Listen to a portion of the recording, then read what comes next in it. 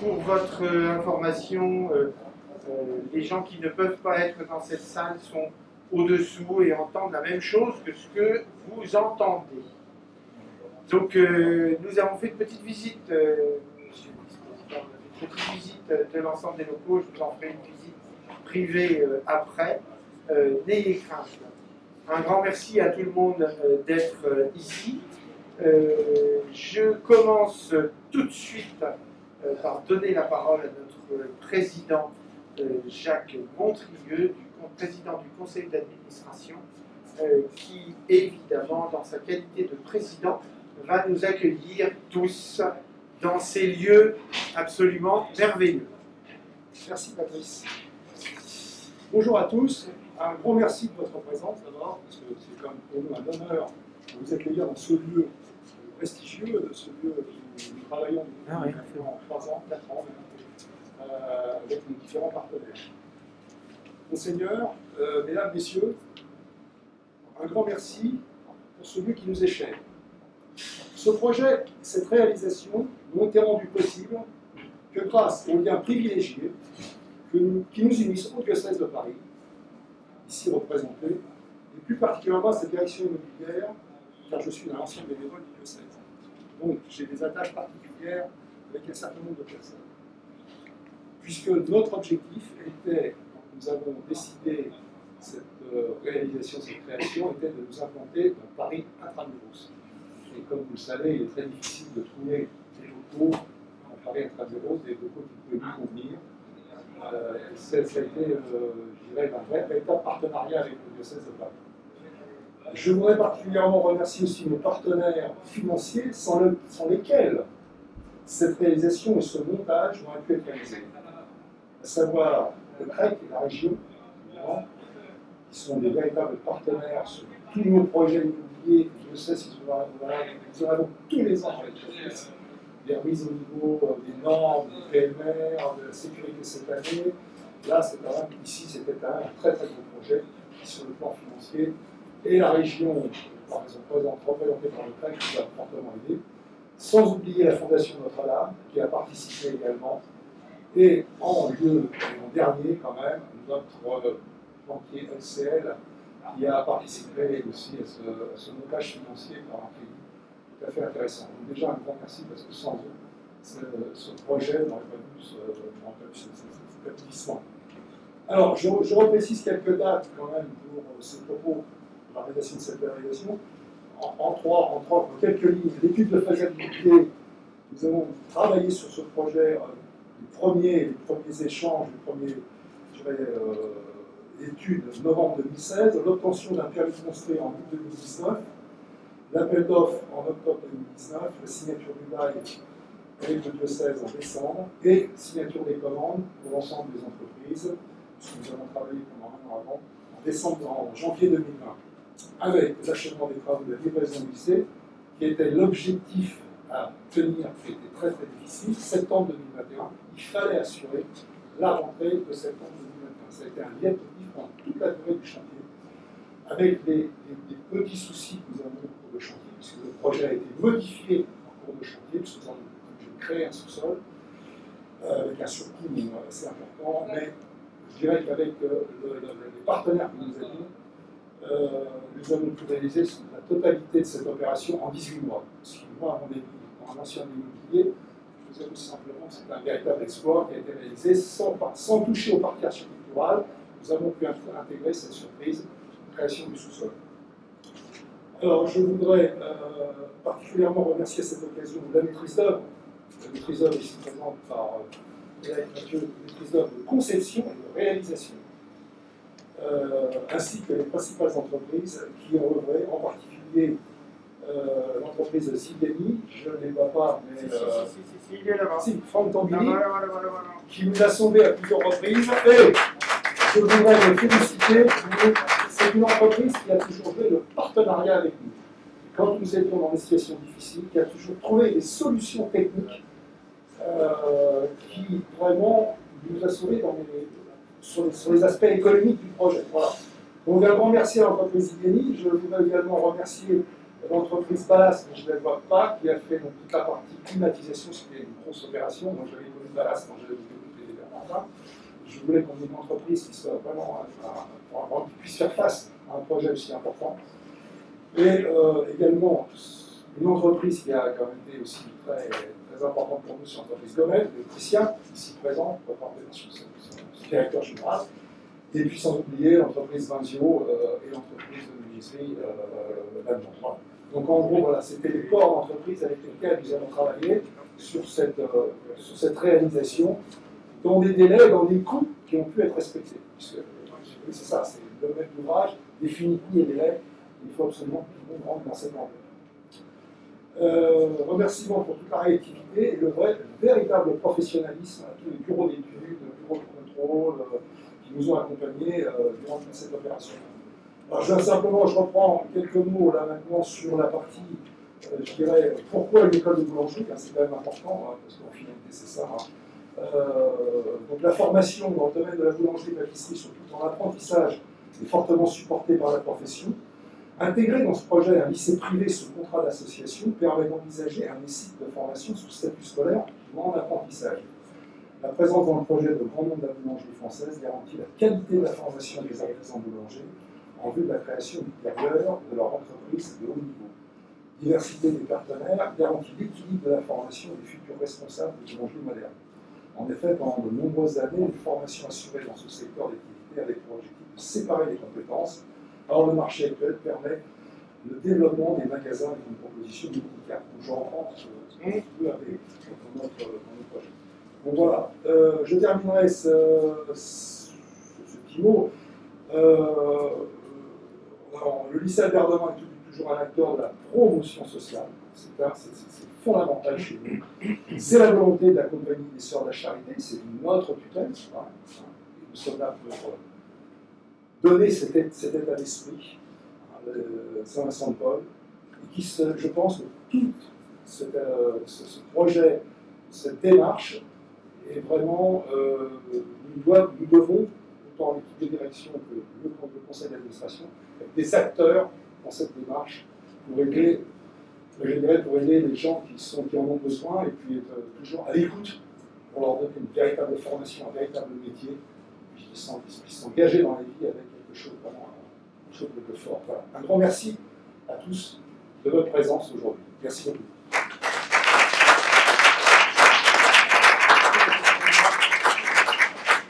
Merci, Monsieur le Président. Nous parlions à l'instant de l'intervention du CREC, Comité régional de l'enseignement catholique, qui est un véritable lien entre l'enseignement catholique et la région, et qui, évidemment, dans le cadre des financements d'opérations comme celle-ci, joue un rôle important. Je laisse la parole à Vincent Porterin. Merci bien. Cher Père, Monsieur le Président, Mesdames, Messieurs, ouvrir une école aujourd'hui à Paris est un acte de confiance. Ouvrir une école professionnelle aujourd'hui à Paris est un défi et une promesse. Ouvrir une école de boulangerie est un signe. En nous retrouvant pour inaugurer cette école, c'est l'aboutissement du travail et de l'engagement de toute une équipe que nous célébrons. Bravo. Cette équipe est au service de jeunes parfois malmenés par le système scolaire classique et leur propose une voie d'excellence. La confiance se mûrit et se partage. Pour soutenir ce projet, c'est aussi un réseau, celui de l'enseignement catholique de Paris, et je représente ici le directeur diocésain, Jean-François Canteneur, et plus largement le réseau de l'enseignement catholique d'Île-de-France qui s'est mobilisé.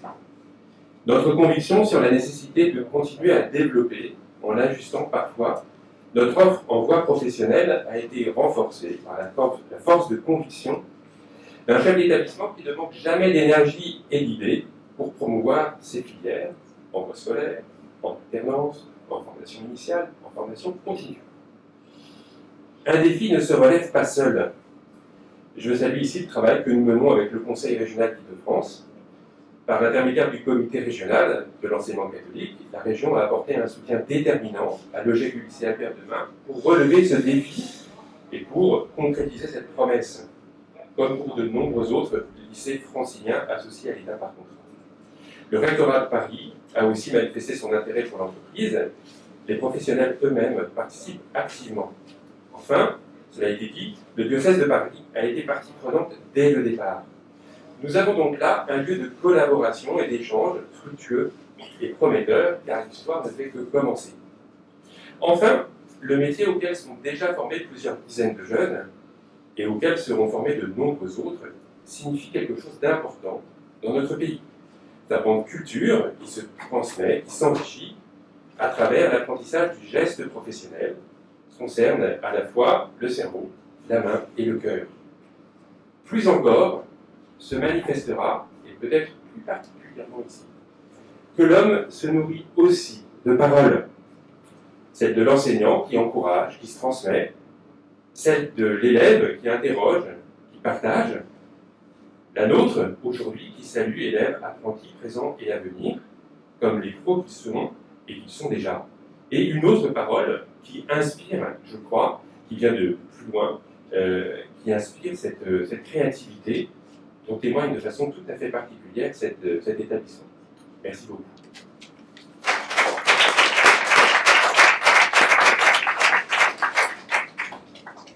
Et oui, les collaborateurs de ce projet sont nombreux, donc je dois donner la parole à beaucoup de gens, évidemment. On a parlé des boulangers tout à l'heure. Alors, les boulangers de Paris, donc le syndicat des boulangers de Paris, son président, M. Thomas, est actuellement avec les présidents de toutes les régions de France et avec le président national. Et le président national n'est autre que Dominique Henrard, qui est aussi un boulanger de Paris. Et ils sont là en ce moment, tous pas loin d'ici, tous réunis.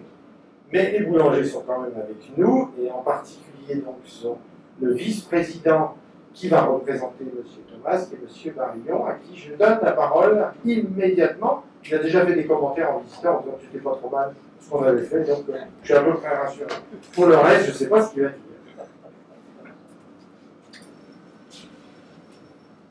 Monsieur le Président, Monsieur le Directeur, Monseigneur, Mesdames et Messieurs les élus, merci de nous accueillir dans ce bel établissement. On peut dire que pour les boulangers du Grand Paris, on est avec mon ami Christian, on sait qu'il est membre du bureau des boulangers du Grand Paris. Nous sommes très fiers de visiter cet établissement parce qu'on voit qu'il y a du bon matériel, il y a les dernières technologies qui sont présentes, il y a de l'espace. Les jeunes, on peut dire, vont être formés dans d'excellentes conditions. On sait que pour nous, c'est un métier d'avenir pour les jeunes. C'est l'excellence. Vous allez les former à l'excellence. Vous avez parlé du geste, le geste, l'intelligence de la main. On va associer avec la formation continue dans différents domaines, aussi bien la pâtisserie que la boulangerie. Nous sommes aussi à Paris. On sait que la pâtisserie parisienne et la boulangerie sont reconnues dans le monde entier. C'est une reconnaissance. C'est un savoir-faire ancestral et on ne peut que se féliciter d'avoir cet équipement pour former les jeunes à ces métiers et on leur donner, on peut dire, une bonne voie et surtout une bonne réussite. Après, ils auront la chance soit de devenir chef d'entreprise ou formateur, comme vous avez ici, ils seront là. Et puis on peut avoir aussi, on en a beaucoup dans nos métiers, on les appelle les globetrotters parce qu'ils sont demandés dans le monde entier. Et ils auront peut-être la chance de voyager dans le monde entier pour retransmettre le savoir-faire que vous avez appris ici. Merci et félicitations.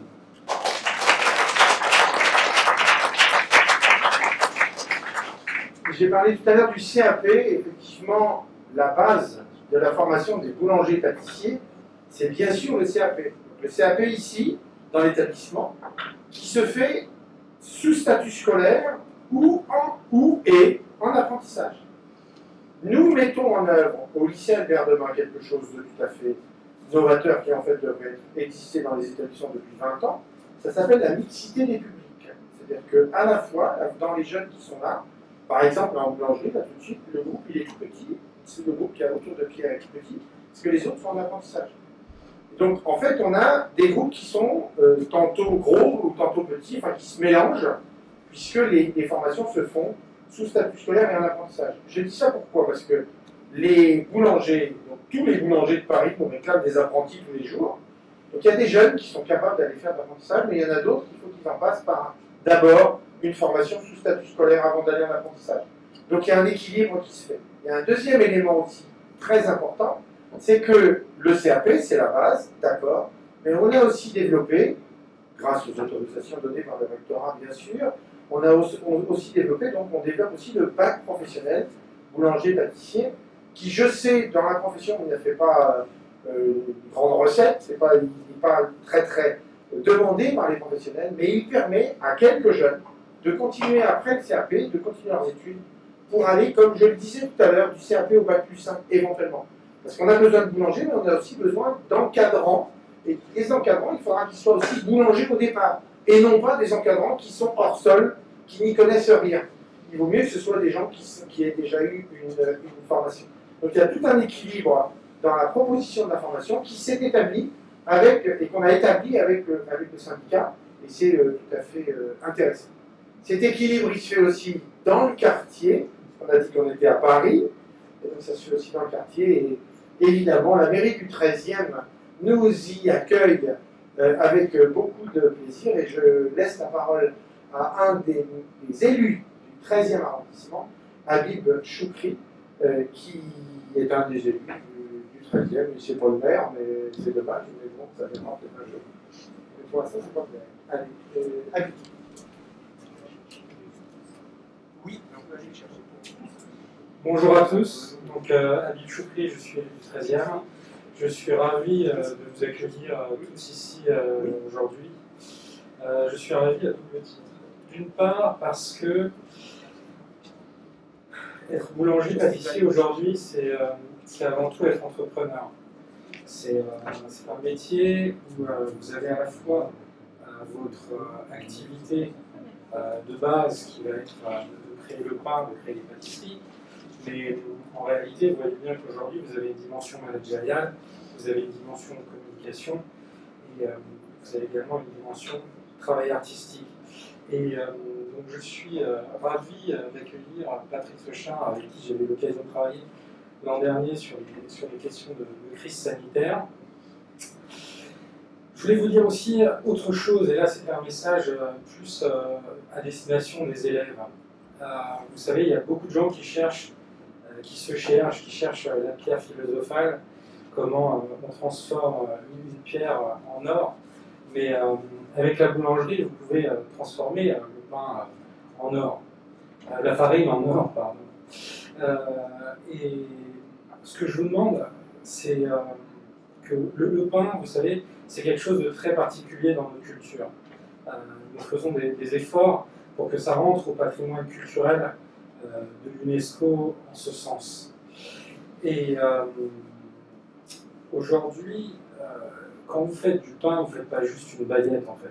Quand vous faites une tarte, une galette, vous ne faites pas juste une galette. C'est comme si je vous dis que vous pouvez peindre, vous pouvez faire un tableau comme Léonard de Vinci. Vous voyez bien ce que font des pâtissiers artistes aujourd'hui, comme Cédric Gaulet, Pierre Hermé, d'autres. Faites-nous rêver. Voilà. Merci.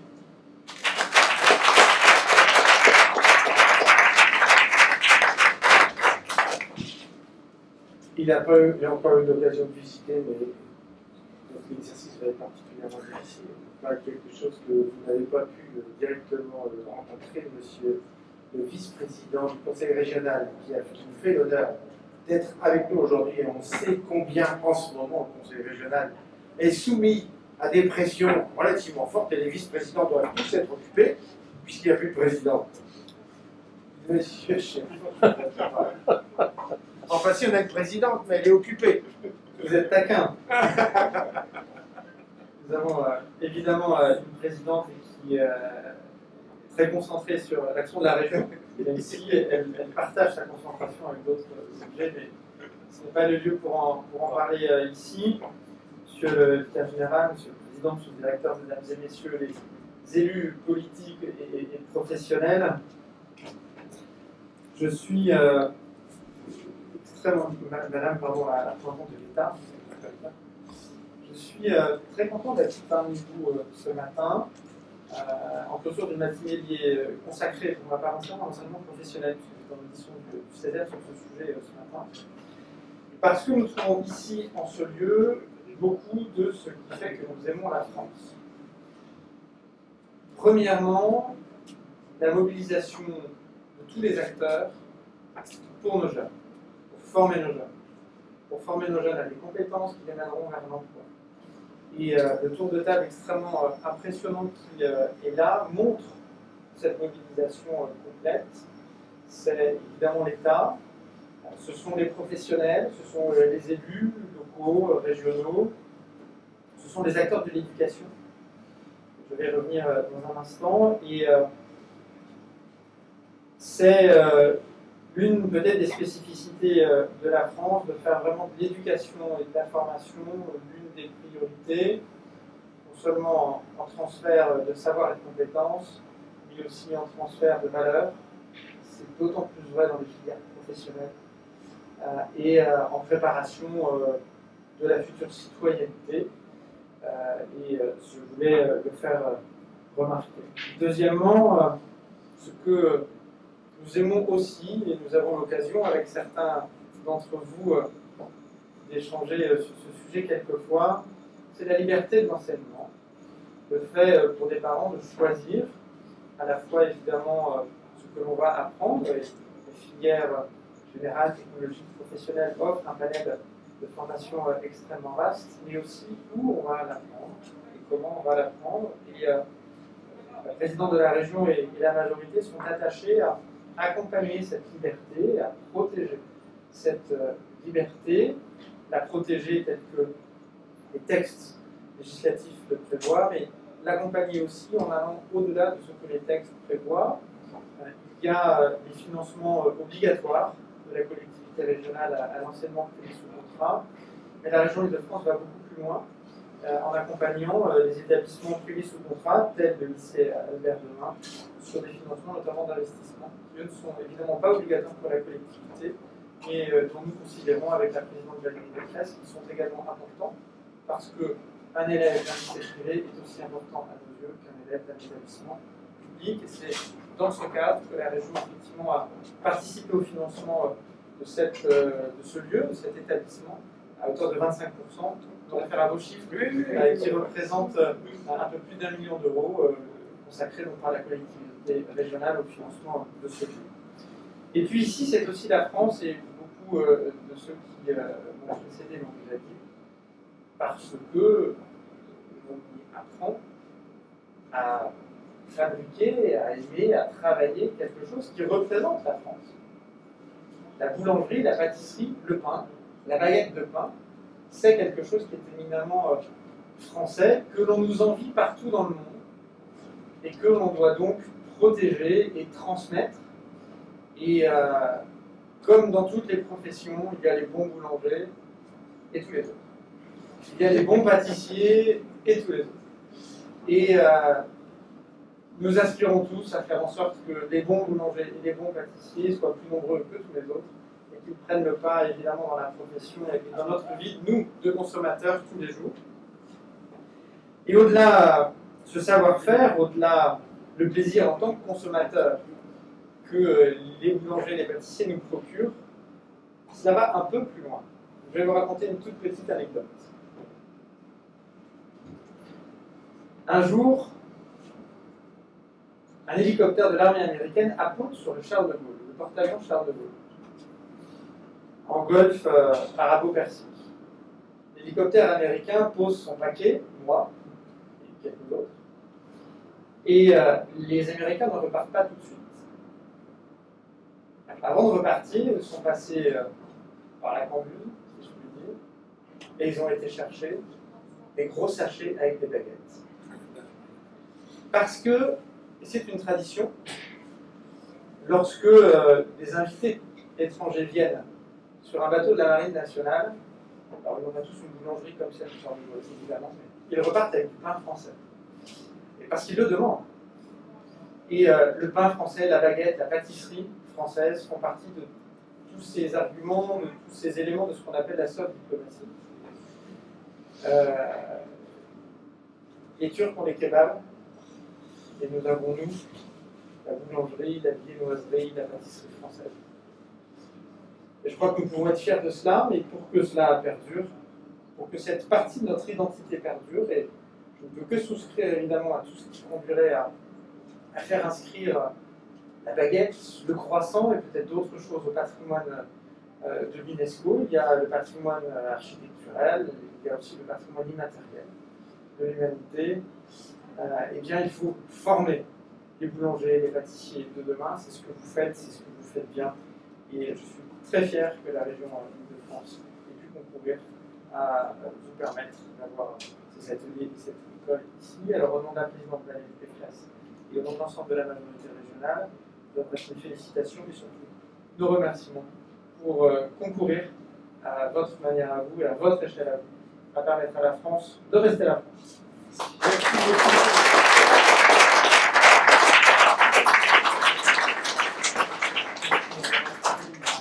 Merci beaucoup. Donc, si un jour vous croisez des gens qui veulent, sur le Charles de Gaulle ou ailleurs, des gens qui veulent la baguette, vous pouvez faire ici la baguette. Sur les débouchés professionnels. Voilà, donc les futurs jeunes, les jeunes qui vont bientôt travailler sur le Charles de Gaulle. Nous parlions, donc effectivement, vous avez raison, quand j'ai fait la liste des personnes qui devaient intervenir, c'est vrai que c'est impressionnant de voir combien, autour d'un projet comme celui-là, énormément d'institutions et de personnes se sont mobilisées. Puisque vous parliez d'une anecdote, je vais en citer une avant de donner la parole à Madame de Cabanca. Il est là en train de regarder ses chaussures. Vous parliez du diocèse tout à l'heure. Effectivement, on a commencé ici. Ici, vous êtes dans un bâtiment, vous voyez, vous êtes sous le toit. En fait, c'était au départ une salle de spectacle, qui était en fait une salle de patronage, qui donnait, d'ailleurs il y a encore un petit bâtiment qui doit tomber, mais qui donnait sur la cour, puisque là derrière vous avez la cour de la paroisse de Saint-Marcel. Il y a d'ailleurs, j'en profite pour saluer le curé de Saint-Marcel, il y a pas. Et donc la cour de la paroisse. Et ici c'était tout simplement une salle de patronage. Comme vous le savez, en France, le patronage a beaucoup perdu son activité, donc la salle est restée inoccupée. Et quand M. Bellinier m'a fait voir cette salle, qui était, comment dire, un dépotoir, enfin bon, abandonné, je lui dis c'est merveilleux, c'est ça que je veux, c'est ça qu'il faut. Et ça a été effectivement le coup de foudre tout de suite pour ce tas de poubelles, enfin ces poubelles. Oh, tu exagères. Que me proposait le diocèse. Vous avez vu, ils sont sympathiques quand même. Je demandais un peu de locaux pour pouvoir faire des informations. On m'a proposé un truc dont plus personne ne voulait. Et voilà. Et voilà ce qu'on en a fait. Voilà. Il y avait 300 mètres carrés, on est passé à 700. Oui, exactement. Madame Cabanca, donc,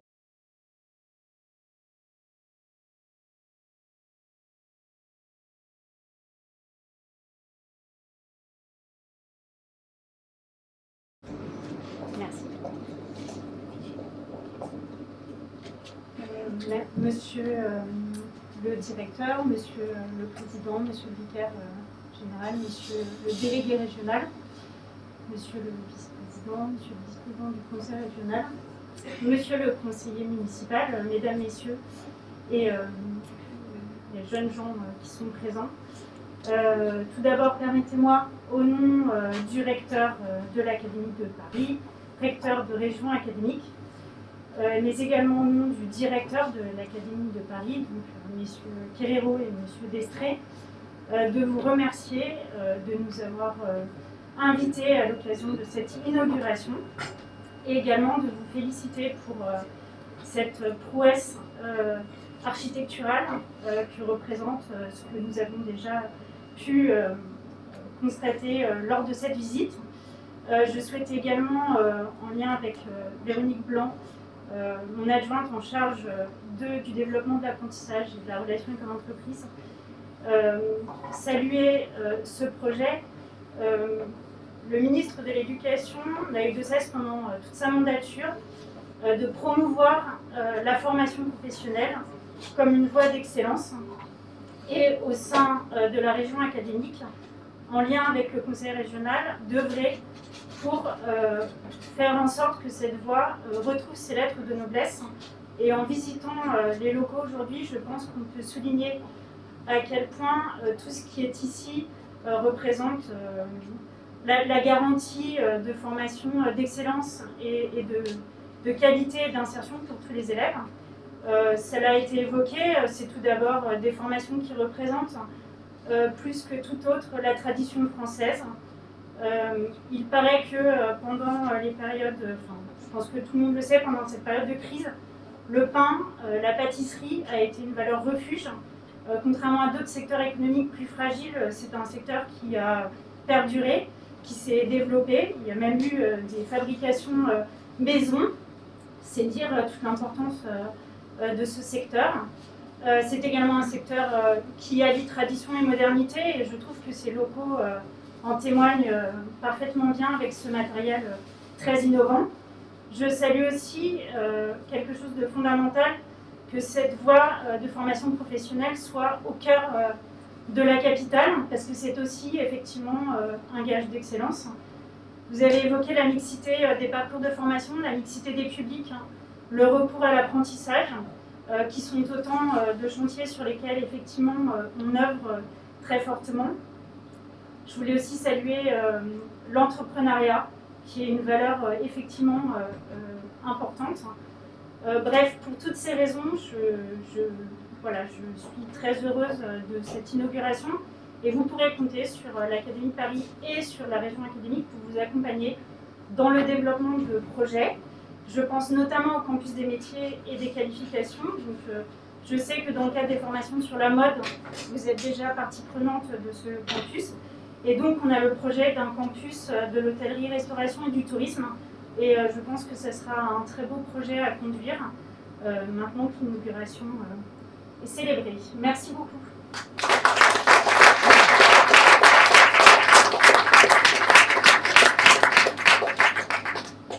Merci beaucoup, Madame Kamanka, et merci surtout pour la nouvelle que vous venez de nous donner. Alors ça, nous l'attendons depuis la nouvelle de la mise en place du campus des métiers de l'hôtellerie et de la restauration à Paris. Et effectivement, donc, les gens dans la maison, enfin Séverine Chapelle, qui est directrice déléguée enseignement technique et professionnel, qui s'occupe de tout le secteur de la mode, ici, donc peut tout à fait échanger avec vous sur le campus des métiers du design et de la mode dont nous faisons partie. Et nous appelions déjà avec mes collègues chefs d'établissement depuis quelques années la création de ce campus de l'hôtellerie. Alors là, ça c'est une nouvelle que nous accueillons avec beaucoup de plaisir. Mais le conseil régional... main dans la main, toujours. Voilà, formidable. Merci beaucoup. Ben voilà, une belle nouvelle. Une nouvelle de plus, une information de plus. Monseigneur Hegen, c'est vous qui terminez en beauté, et surtout avec une nouvelle comme ça. Très bien, merci. Alors d'abord, je voudrais dire que j'ai été très impressionné par Mme Kamanka, qui était capable de citer les uns et les autres avec leurs différents titres. Je ne sais pas si j'aurai une mémoire pareille, et je préfère, voilà, bien sûr, je préfère dire chers amis. Voilà, je ne vous connais pas, nous nous connaissons peu. Mais je ne pense pas qu'un projet comme ça puisse venir à maturité sans que des liens se créent entre les différentes personnes, quels que soient les horizons d'où ils viennent. Vous avez tous été engagés dans la réalisation de ce projet qui est magnifique.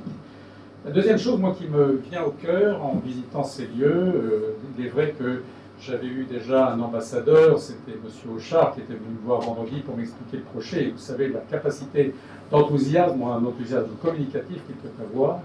Mais tout de même, en visitant ces lieux, c'est la fierté, vous voyez, qui est présente dans nos cœurs. Fierté d'une réalisation pareille, fierté bien sûr pour tous ceux qui y ont pensé, qui l'ont réalisé, mais la fierté que nous communiquons à ces jeunes de pouvoir travailler dans des lieux qui sont d'une qualité technique, d'une qualité pas simplement technique, mais d'une qualité d'éducation, d'accompagnement.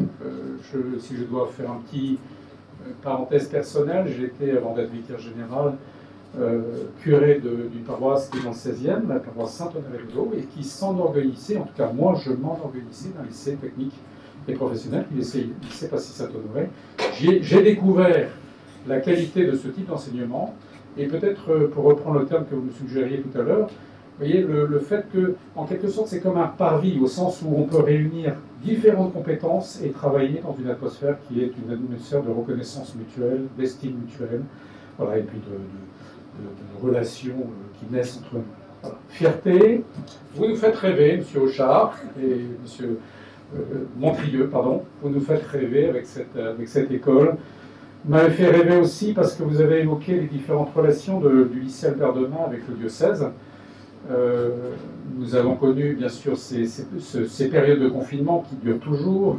Vous m'avez rappelé qu'à l'époque du premier confinement en 2020, vous aviez vos congélateurs qui étaient pleins et le projet que vous avez eu, vous voyez que cette nourriture ne se perde pas. Et le projet que vous avez formulé auprès du diocèse, plus exactement la délégation à la solidarité, que cette nourriture puisse servir, puisse être apportée à tous ceux qui n'ont pas les moyens de se nourrir correctement. Vous avez préparé, je crois, 500 repas par jour, et ceci pendant 2 mois. La délégation de la solidarité, via les paroisses, a distribué ça aux plus nécessiteux. C'est une des merveilleuses réalisations que vous avez faites et qui nous font rêver. Nous parlions des métiers de mode. Vous avez évoqué le fait que le recteur de Notre-Dame, on sait à quel point Notre-Dame a attiré l'attention, pas simplement de Paris, de la France, mais du monde entier.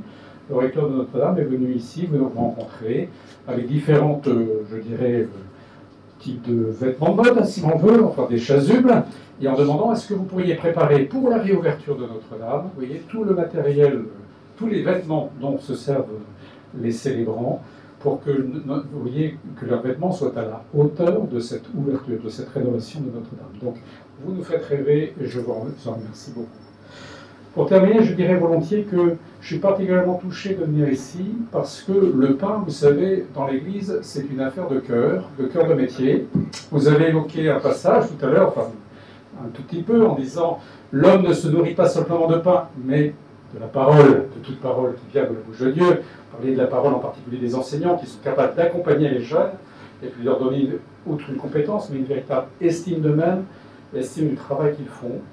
Voilà, le pain, vous le savez, c'est une affaire de cœur, c'est vraiment la question de la nourriture qui est fondamentale. Sans la nourriture, il n'y a pas de vie, et le pain est la nourriture la plus essentielle qui soit. Et le pain va être aussi un signe de reconnaissance, à la fois de la bonté de Dieu, et du point de vue catholique en tout cas, le signe que le Christ va prendre précisément comme signe de sa présence au milieu de notre monde. Donc pour tout cela, je vous dis un grand merci, vous voyez, pour cette fierté que vous nous donnez, pour ces rêves voilà, que vous avez et dans lesquels vous nous emportez volontiers, pour cette amitié que nous avons les uns avec les autres. Puisque vous l'avez demandé, je vais aussi bénir ces croix que vous avez présentées. Nous sommes dans un établissement catholique et c'est vraiment le diocèse. À la fois, je voudrais souligner l'ouverture de ce type d'école. Vous parliez de la mixité des personnes. C'est vraiment un point fondamental dans l'éducation que l'Église soutient, et en même temps, sans pour autant manquer à sa spécificité. Pour bénir ces croix, je vais faire ça un petit peu de manière solennelle. Je vais apporter avec moi. Reste comme ça. Est-ce que c'est bien mis?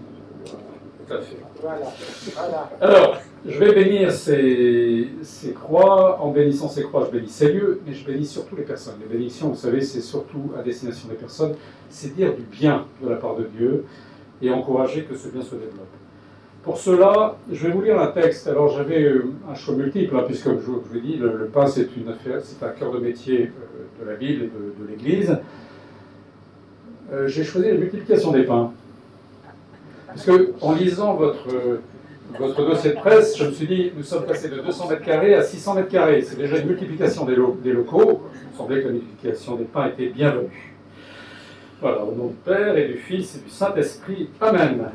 De l'Évangile selon saint Marc. En débarquant, Jésus vit une grande foule. Il fut saisi de compassion envers eux, parce qu'ils étaient comme des brebis sans berger. Alors il se mit à les enseigner longuement. Vous voyez, ça commence d'abord par l'enseignement. Déjà l'heure était avancée, s'étant approché de lui, ses disciples disaient, l'endroit est désert et déjà l'heure est tardive.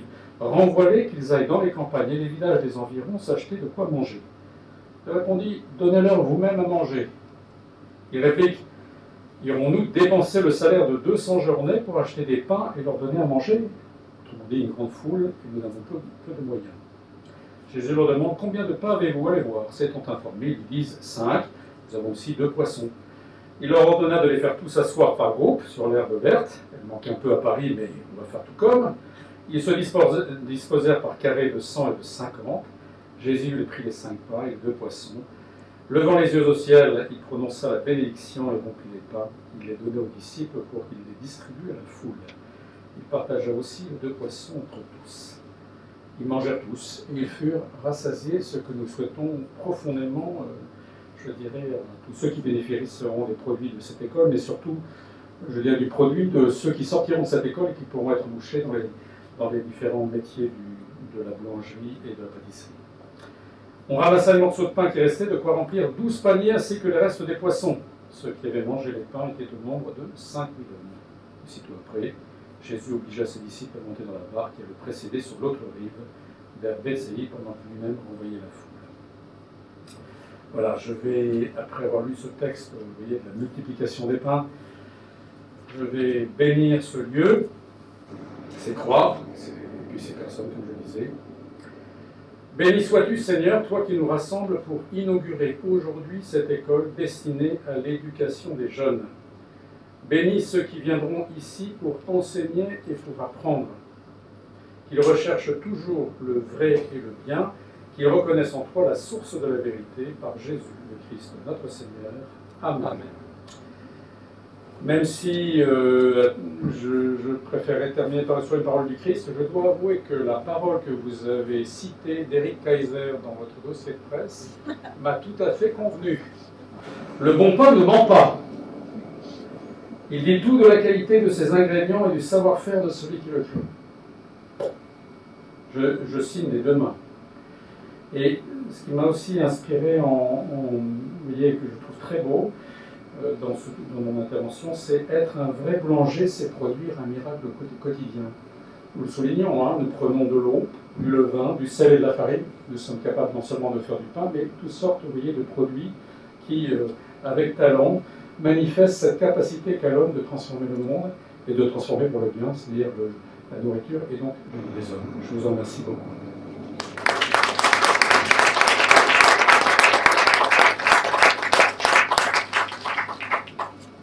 À l'instant que vous avez été touché au cœur, nous aussi. Je pense que les boulangers et les futurs boulangers également. Mais, après avoir entendu tout ce que nous avons entendu, je pense qu'il y en a quelques-uns qui commencent à avoir l'estomac qui gargouille un peu. Donc officiellement, il n'y a pas de cocktail, parce qu'on n'a pas le droit de faire de cocktail, on n'a pas le droit de faire de galettes, on n'a pas le droit de faire de vœux. Donc on ne fait pas de cocktail, on ne fait pas de galette, on ne fait pas de vœux. Donc la galette, vous allez la remporter. Une galette. Bah oui, on ne peut pas la manger ensemble. Par contre, effectivement, je vous invite à continuer à partager un moment, alors au sous-sol, dans les salles de classe, parce qu'il y a quand même 2 salles de classe, où là, les élèves du lycée hôtelier nous ont préparé évidemment quelque chose à manger, mais il y a aussi des pâtisseries, bien sûr. Et j'en profite pour vous remercier tous très chaleureusement d'être venus jusqu'à nous. Je vous rappelle que cet après-midi, donc, nous avons, dans tout le courant de l'après-midi, on a organisé sur inscription donc, des ateliers pour tous ceux qui veulent découvrir un petit peu ce que c'est que la boulangerie-pâtisserie et qui vont en faire un petit peu avec les élèves et avec les enseignants. Et puis ce soir, nous faisons une visite un petit peu plus large, puisque normalement, aujourd'hui, on devait faire notre galette des rois, mais donc on s'est organisé un petit peu autrement. Un grand merci à tous. Et puis, j'espère qu'on va pouvoir continuer à partager un bon moment ensemble maintenant.